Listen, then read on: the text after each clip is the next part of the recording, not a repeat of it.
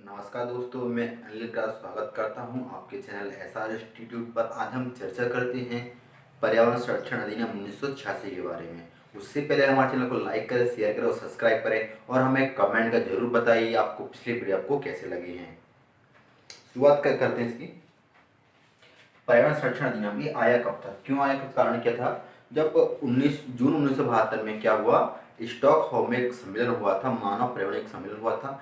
उसमें क्या किया गया, उनमें पर्यावरण के बारे में चर्चा की गई थी और चर्चा करने के कारण वहाँ पर क्या किया गया, जो सभी देश शामिल हुए थे उन सभी को एक घोषणा की गई थी कि आप अपने देश में पर्यावरण संरक्षण लागू करें। और उसी चलते यह अधिनियम लाया गया था। अधिनियम कब लाया गया? 1986 में लाया गया था। उसके बारे में देखते हैं। संयुक्त राष्ट्र के मानवीय पर्यावरण सम्मेलन में जो जून 1972 जून 1972 के स्टॉकहोम में हुआ था। कहाँ पर हुआ था? जून 1972 के स्टॉकहोम में हुआ था। अब यह निश्चित किया गया था कि मानवीय पर्यावरण संरक्षण और सुधार के लिए सुनिश्चित कदम उठाए जाए। क्या किया जाए? वहाँ इस सम्मेलन में यह डिसाइड किया गया था कि पर्यावरण के लिए क्या कदम उठाए जाएं और जिससे पर्यावरण को नुकसान कम हो और फायदा से ज़्यादा हो, तो उसके लिए क्या कदम उठाए उनके बारे में यहाँ पर एक चर्चा की गई थी। अब संपूर्ण भारत में कब लागू हुआ था? 19 नवंबर 1986 से लागू किया गया था। इस अधिनियम में चार अध्याय हैं और 26 धाराएं। कब लागू किया था? 19 नवंबर 1986 को लागू किया गया था। इसमें संपूर्ण भारत में लागू है और इसमें 4 अध्याय और 26 धाराएं हैं। इस एक्ट को अम्ब्रेला एक्ट भी कहा जाता है। क्या कहता है इसको? Umbrella act. अम्ब्रेला कहने का तात्पर्य इसका इसलिए है क्योंकि जो पर्यावरण से जितने संबंधित हैं, जल हुआ, मृदा हुआ, वायु हुआ, जितने भी जो पर्यावरण के लिए इम्पोर्टेंट हैं सारे जो हैं, उन सभी एक ही दायरे में सबको लाया था। किसके? पर्यावरण संरक्षण के अधिनियम के दायरे में लाया था। इसको अम्ब्रेला एक्ट भी कहा जाता है। ये बहुत इंपॉर्टेंट फैक्ट है परीक्षा की दृष्टि से देखा जाए तो। इसका उद्देश्य क्या है, इसके उद्देश्य पर चर्चा करते हैं। यूनाइटेड नेशन संयुक्त राष्ट्र ने जून 1972 को स्टॉकहोम में मानव पर्यावरण सम्मेलन की घोषणा के अनुरूप किया गया था। जो उद्देश्य है, क्या गया, जो मानव पर्यावरण जो संरक्षण हुआ था, जो सम्मेलन हुआ था, उसमें जो भी घोषणा की गई थी उसी के अनुरूप क्या किया गया था, जो भारत में सभी जगह उसी के अनुरूप घोषणा की गई थी। इसमें क्या किया गया था? इसका उद्देश्य था संरक्षण एवं सुधार, कि पर्यावरण के बारे में क्या संरक्षण किया जाए, मृदा संरक्षण कैसे किया जाए, वायु को कैसे संरक्षण किया जाए, है ना, जल प्रदूषण को कैसे रोका जाए, इस सभी के बारे में किया गया था और सुधार भी किए गए थे। ढांचा में प्राधिकारी सृजित करना, उसका ढांचा तैयार करना और उसके प्राधिकारी सृजित करना। नुकसानदेह के लिए दंडनीय सजा। और कोई नुकसान पहुंचाता है कि कोई फैक्ट्री है, केमिकल फैक्ट्री या पानी का प्रदूषण पहुंचाती है और या जल वायु जिसको भी प्रदूषण पहुंचाती है, उनमें क्या दंड का प्रावधान किया जाना चाहिए, क्या सजा का उपबंध किया जाना चाहिए, इस सब के बारे में इसकी चर्चा है। नीतियों का कार्यान्वयन, क्या नीतियां बनानी चाहिए इसके बारे में, जिससे और उसकी सुरक्षा हो सके, उसकी सुधार हो सके। मानव प्राणियों और जीवों और पादपों को संकट से बचाना। और क्या करेगा, जो भी जो संरक्षण है ये क्या करेगा, मानव हुआ, प्राणी हुए, उन सभी जीवों को क्या करना, संकट से बचाने का कार्य भी ये करेगा। इसमें क्या किया गया था, एक में इसमें विस्तार की बात की गई है, संक्षिप्त नाम की बात की, और इसमें परिभाषाओं की चर्चा की गई है। इसका विस्तार क्या हुआ था? इसका विस्तार संपूर्ण भारत में है और संक्षिप्त नाम है पर्यावरण संरक्षण अधिनियम 1986। इसकी परिभाषा की बात करते हैं। पहली परिभाषा पर्यावरण के बारे में। पर्यावरण के अंतर्गत जल, वायु और भूमि और वह अंतर संबंध है जो, क्या संबंध है इसमें, जो जल, वायु और भूमि तथा मानवों, अन्य जीवित प्राणियों, पादपों और सूक्ष्म जीव और संपत्ति के बीच विद्यमान है। एक कैसा संबंध है, उसको क्या बोलेंगे, पर्यावरण कहा जाएगा। अगला है पर्यावरण प्रदूषक।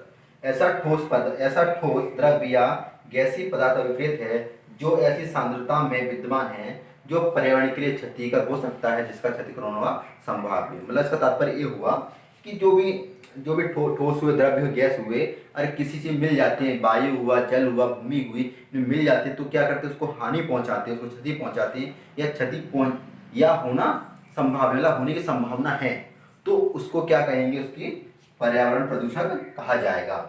अब आते हैं परिसंकरणीय पदार्थ। ऐसा पदार्थ या निर्मित अभिप्रेत है जो रासायनिक भौतिक गुणों के कारण मानवों, अन्य जीवित प्राणियों, पादपों, सूक्ष्म संपत्ति को अपहानि कर सकता है। क्या करता है?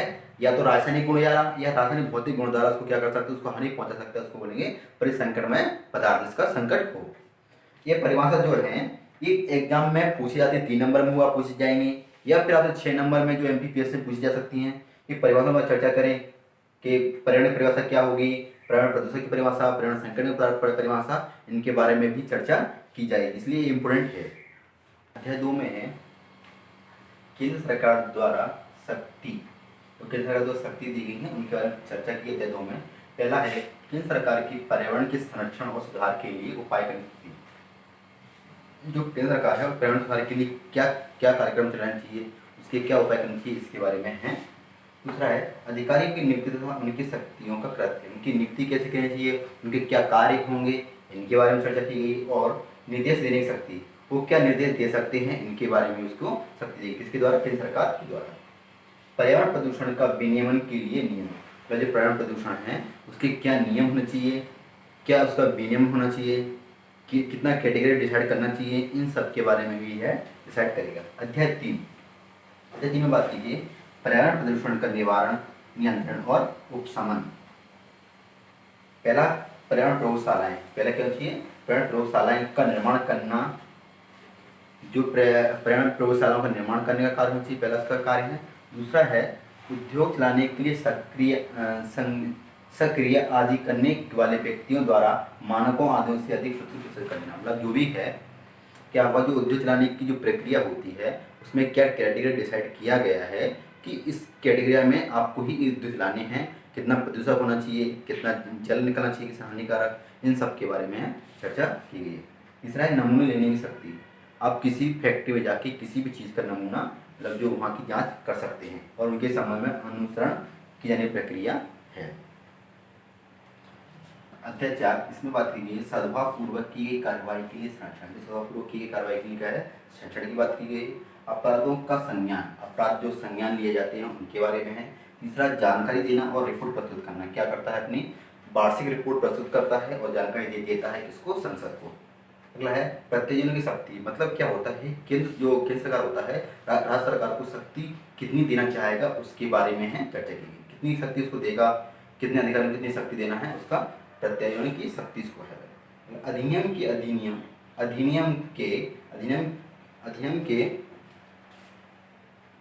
अधीन बनाए गए,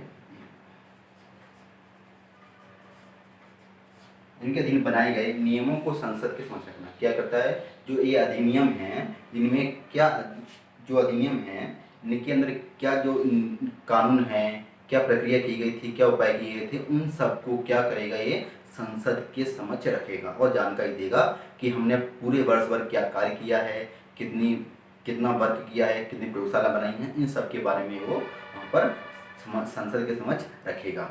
धन्यवाद। आप हमारे टेलीग्राम चैनल को ज्वाइन कर सकते हैं @SR